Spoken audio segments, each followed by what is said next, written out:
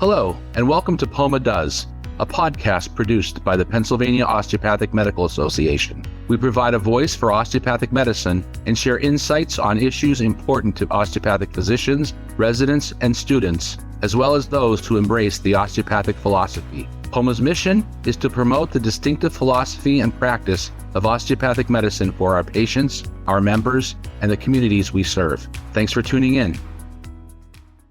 Welcome to POMA Does. I'm Dr. Valeri Roth. I currently serve as the POMA President-Elect and a trustee and the chair of District 9. Today we're talking about POMA districts. They're the foundation of our organization. I'm joined by three outstanding district leaders today. They have earned district competition trophies. Darlene Dunay from District 4 can give us a wave. There she is. Sarah Breon of District 7 and Dr. Jessica Masser of District 8. We're going to have a nice discussion about why the districts are so important, what makes them successful, and why every member should get involved. Let's begin with the big picture. POMA districts are much more than local meetings. Why are they so important to the organization? That's how I first really got involved in POMA. For me, the districts are a really great place to get comfortable with being in leadership, how the organization runs. Our district's a very large district and we hold a conference and we do all kind of things. So it was a very nice way to get a lot of support from local individuals where I am who kind of practice in a similar region to me. And I was fortunate enough to have some great mentors and people who'd been involved in POMA and really helped bring me into kind of the future of the osteopathic family. You kind of graduate from med school and then you go to a residency, and then to kind of get connected back with your peers on a more professional level was a great way for me with using the districts. I was lucky enough to be a resident delegate as a resident at LECOM's family medicine program. And that was my first experience with POMA. But then later on,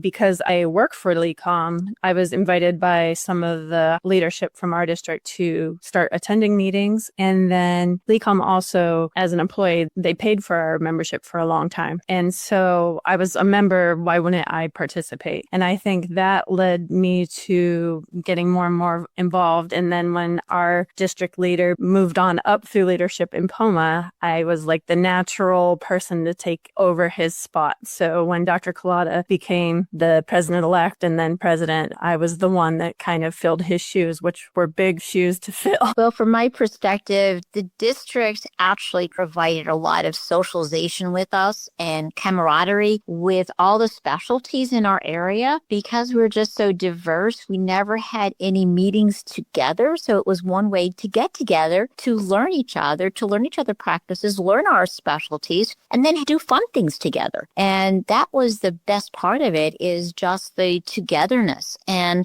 as we like to do things from a perspective that we do things together. And that's what I think the districts are all about, doing things together. I think that COVID had taken a bite out of socialization and the way hospitals are set up, that there's a lot less interactions between doctors in the doctor's lounge, etc. These district meetings give us a chance to meet with the people locally there. It can be a great networking opportunity. And like you've all mentioned, an opportunity to growing in the leadership roles at POMA. So they're a great stepping stone and the foundation. So you are all here because your districts are winners. So each of your districts has won the district, yay, competition, and you've earned the coveted district trophy. Other than needing a very large vehicle to take the trophy home, what does it take to be a winner of this giant trophy? I think we go back to just being together. We had to just come together and meet, whether it was socially or for CME or elect leaders for the incoming year. We just all had to come together and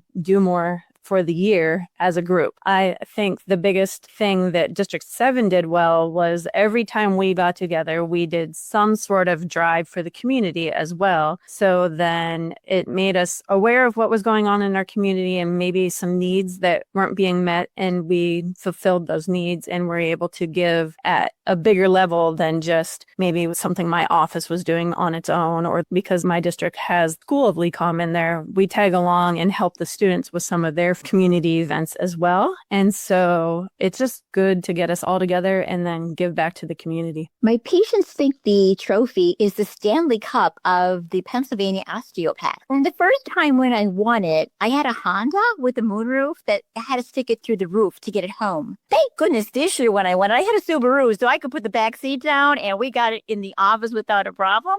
The nicest thing about the trophy is it's a discussion piece in the office too. Patients want to know, why is that here? What did you win? And when we tell them it's because of all what the doctors did, I strongly believe in a lot of community service. And I have a lot of physicians participating in a lot of community service. So in addition to that, I give them the CMEs if they're helping out, and we do some programming to keep them on top of all the newer products that are coming out. But I really think we make an impact on the community. And this is our way of showing, as osteopaths, that we do care and we are there for them. And we do a whole multitude of different programs that each DO in our program has different aspirations and different things that they want to do. And we all coincide together and try to work with each other, doing food bank, doing the teen shelter, doing Doc with the Walk to participate in some of the fun runs. So it's a lot of different things that we do and try to engage all our members to do something that they enjoy. So it's not like just one thing that somebody has to do. So I think that we've made people feel wanted and kind of loved by the profession again for what they are and what they do. And I think that's the biggest plus of the trophy. The year we won, we have had our CME conference for a very long time. It's a very large conference on the west side of the state. So that's something we do annually. We really focused on trying to get out to different parts. We're a very large district. We spread out over a very diverse area. So we really went back to trying to go to different areas to bring people with social events. So we actually did an event in my town in Johnstown, which has a decent number of DOs. We did a social event in Pittsburgh. So we really tried to get out a little bit more and meet people where they were for social events in our district. And then exactly what you guys said, the one that actually pushed us over was our community service events. We have done drives, both food drives, clothing drives, and now that's kind of be a part of something that we do every year at our convention. It really did take us to go out and meet members where they were and really involve more than just the small group of leadership that we have and really try to reach everybody. We saw people that we hadn't seen at anything in POMA in years by really getting out and trying to meet people. I think that goes along with POMA is an organization of the members. So if there's something that you want to do or something that's up your specific alley, especially at your district level, that's an opportunity for you to come to your district meetings and say, hey, this is a soft spot. I'd really like to do something. Can we make that happen? I think that's an amazing opportunity for the people of the districts. I think that people don't realize they're already doing some of the things that gives us points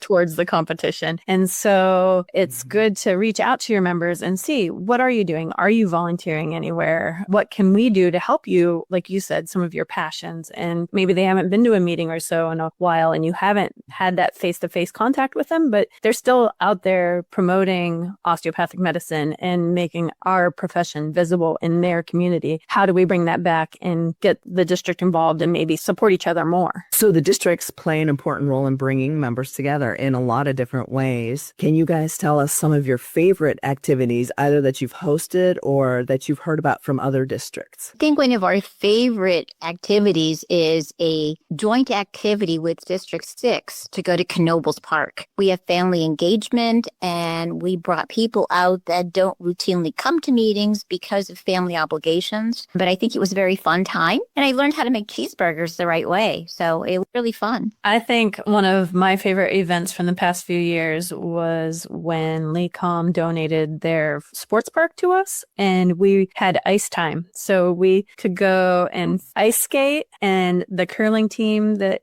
is hosted there at that site taught some of us how to curl. And I will honestly say that my balance is terrible. Like, the brooming part was easy. Pushing the stone was the hard part. And so I think that was probably one of my favorite last time events that we've done recently. Our district tends to do a lot of sporting events together too, and that's fun. But then around the holidays, we just get together and have dinner and have a discussion about what we're up to as a district and what we would like to do going forward that year. And that's always a good time just to get together around the holidays and relax a little bit. My favorite is the big conference. It's nice to just be up at Seven Springs hanging out with a whole bunch of people that you don't get to see a lot of the rest of the year. So I do enjoy our conference, but I personally enjoyed the sporting events, not even so much because I always understand the event we're at. I like to see people in a non-professional environment. It is so fun sitting next to people screaming for whatever team is playing, just getting to see them be kind of a normal human being with their families, really getting to know somebody on more of a personal basis than a professional basis. So I have enjoyed every one of the sporting events I go to, just because you never know what's going to happen. You're surprised at the person who's super passionate and screaming at a hockey match that you would have never expected. So those ones are more fun to me because I get to know people in a different light. No, Dr. Breon, you had mentioned some of the things that people are doing in the communities that can garner points that they're probably already doing, and they didn't know they could be helping the district overall to bring that big trophy home. I was wondering if any of you could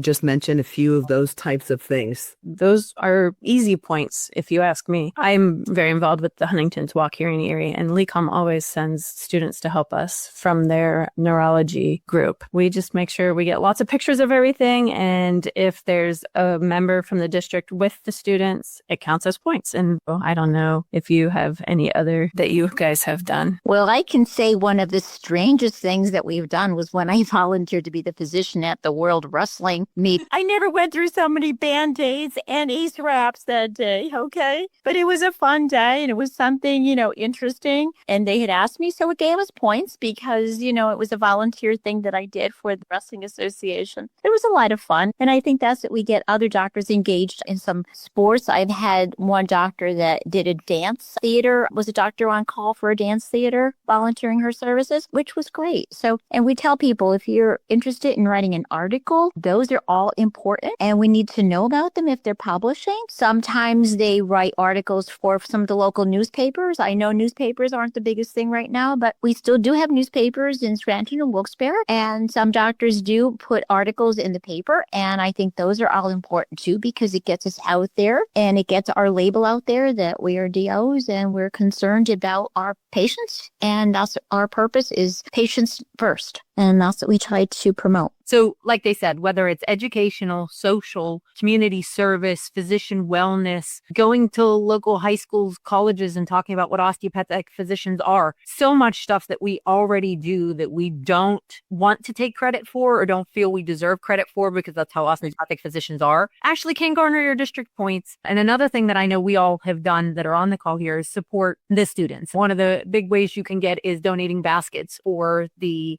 POMA basket raffle at the state convention. And we always give tons of that. And we joke, we all end up going to get each other's. But if you're going to the conference, donate a basket to POMA. The money goes to student scholarships and to support the students. So again, I think we all do stuff and we don't even realize that not just doing it because we enjoy doing it for the love of it. You could help your district get that trophy back from Darlene.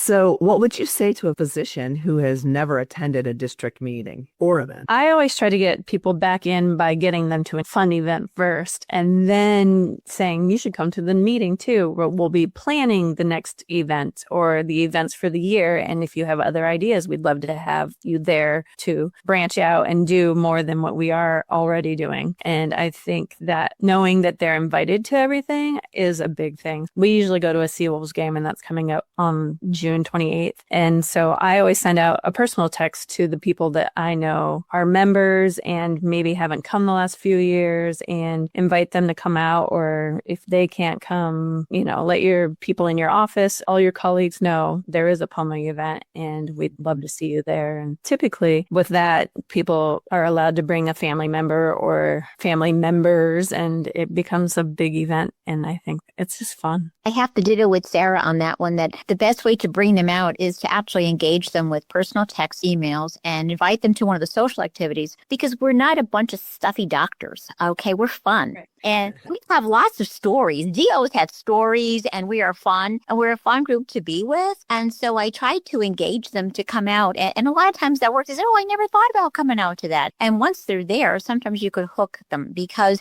they realize where the advantage is for them and what they can get out of it. And even to see me credit resources that they can get to help them. So there's a lot out there that sometimes they just put on the back burner and forget about. So sometimes they need that little bit of push or personal incentive. And I really don't mind giving out those texts to people and telling them, come on out. We're willing to have you all there. I would like to know that if you haven't come out to events, why? What can we do to change it, to do it different? Because I know all of us are always trying to come up with ideas of how to engage our members and how to give back to the docs that do so much for their communities. So I'd say if you haven't attended an event, why not? Or is there a gap that we're not filling that you would like us to fill? Or we would be happy to. I mean, we're always looking for new ideas or new things to try. I hear consistently in everything that you're all saying is one of the biggest things about POMA and starting at the district level is developing relationships. And I think that's priceless. So along with the fun that we have and the meetings we have, having district meetings offers the opportunity to start building leadership. So why would you suggest members consider district leadership? I think, like we were just talking about, the new faces and being involved come up with new ideas to engage more people. We just need to refresh every once in a while and get new ideas in there and get people involved that way. And then that leads to getting more and more involved with POMA, and maybe you decide there's a committee you want to be a part of, and then that leads to bringing in your friends because you need more people on that committee. And I think that just builds, again, togetherness and friendships and relationships that